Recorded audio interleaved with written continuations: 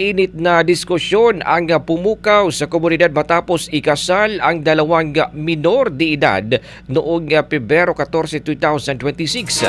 Habang para sa ilan sa mga Maranao, ito ay bahagi ng tradisyon na kilala bilang parental marriage, may pangambang ibang sektor hinggil sa epekto nito sa kabataan.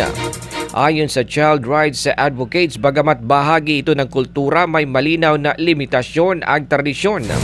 Ang Republic Act No. 11596 ay nagbabawal sa pag-aasawa ng mga batang wala pang 18 anyos kahit pa may pahintult na magulang o ng komunidad.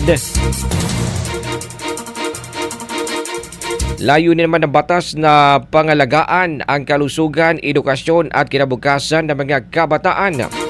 Sa BARM, isinasagawa ang mga information drive upang ipakita ng pagsugod or pagsunod sa batas ay hindi kontrakultura. Binibigyan diin na maaari pa ring igalang ang tradisyon sa paraang hindi nakasasama sa mga kabataan.